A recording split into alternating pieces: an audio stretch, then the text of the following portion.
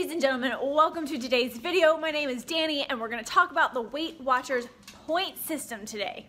Welcome back to Fitness Empowerment by Danye, a brand dedicated to flexible nutrition, macronutrient tracking, and a lifestyle without unhealthy extremes. So basically, the point system, if you are not familiar with Weight Watchers, they give every different type of food a number of points, and you're allotted a certain amount of points per day. So, and I haven't done a ton of research on this, but a new article came out about some new items that they added to their point system, so I thought it was interesting and I wanted to talk about it. But things like chicken breast or fish or maybe eggs, fruits and vegetables, I know for sure are given 0 points. Shelby, get away from the chicken. We got chicken sitting out on the counter. We got the oven preheating. So there's all these foods that they give, 0, 1, 2, 3, 4, 5. I'm not sure how high it goes up to, but it's a point system. So they've got all these foods that are given 0 points. It kills me. It just kills me. I get it. I totally get it. And I see where they're coming from. And honestly, Weight Watchers does a great thing. If you are overweight and you've never done any sort of dieting before, it gives you a very simplistic way to start looking at food and understanding like, oh, less points means it's better for me.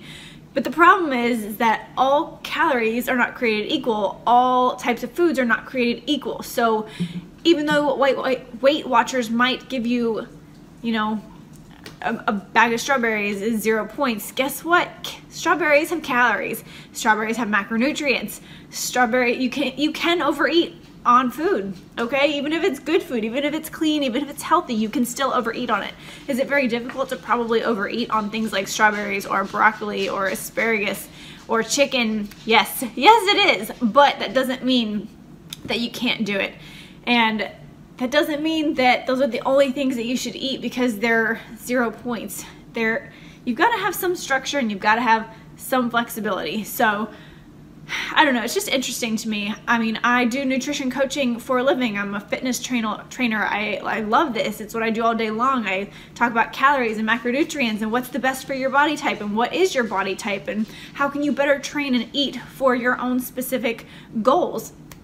And for everybody to kind of be on one set plan where they think, oh, I can't have this thing because it's 5 points, but I can have this thing because it's 0 points, when really they might be eating, 400 or 500 calories worth of a good thing, and maybe they just keep on going. And that's probably not the greatest example. 400 or 500 calories is not a ton in a single sitting or for a snack, but I hope you kind of are getting where I'm coming from here, is that food has calories. Whether it is a nutrient dense or calorie dense food, whether it's processed or not, they're all going to have some sort of calories as a part of what you're eating, and they've all got a certain amount of macronutrients. So if something has calories, it's going to have macronutrients.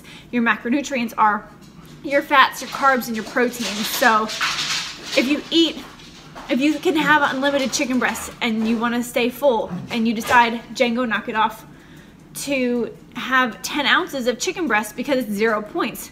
That's a lot of protein, and you do not need that much protein in a single sitting. I don't care who you are, like, that's ridiculous.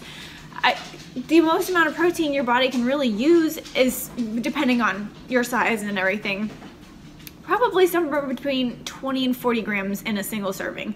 Like, your body's just not gonna use it after that. It's rare that your extra protein will get stored as fat. It is possible, but it's very rare. So most of it's gonna go right through you, but the same goes for anything. I mean, do you want to eat so much broccoli or so much asparagus or so many Brussels sprouts, so many vegetables that you are full and satiated, but guess what? You're going to be blocked up now for the next day and a half because you just had so much fiber. Like, you've got to have a little bit more variety. So it's okay to have some of those other things and add them in. So again, I don't dislike Weight Watchers, but it makes me cringe because there's just a lot more to it. And so while Weight Watchers takes calorie counting and makes it a little bit more simple, you're gonna hit a plateau at some point because you're gonna say, oh my God, I'm eating all these things that are 0 points. But guess what? You're eating all these things that have a lot of calories in them. And whether they're healthy or not, there's still a lot of calories. And at some point you hit a plateau. And I feel like half of my clients come to me when they've plateaued on Weight Watchers. And that's when I have to say, okay, you have a good starting point, you have a good basis, but now let's actually learn and understand what's in the foods that you do enjoy eating. And even though they might be 0 points, how many calories are there? What kind of macronutrients are in them? What time of day maybe is it best that you have a portion of these? What types of portions are best for you at your size, at your activity level? So there's just a lot more that I really encourage you all to learn and understand about the food that you're eating. And whether you're doing Weight Watchers or not, you know, if that's something that your friends are doing and you want to join the club and you want to try it out and you've never done a diet before, go for it. Try it out. Do something new. If you haven't done it, do something new. You will learn from it. But there is more to learn than a point system. So I just encourage you all to understand that 0 points does not equal 0 calories. And there's definitely room for growth as far as learning more about the foods that you enjoy eating and how to eat all of those really delicious things in moderation, as well as the really nutrient dense things in moderation. So if you have any questions about, I guess, the point system, or you would like to add to this, or you want to know more about macronutrients, please let me know, comment down below, and I will talk to you all soon. Until then, go be empowered to make a change in your life and take the next step on your health and fitness journey. Bye. Be empowered to make a change in your life and take the next step on your health and fitness journey.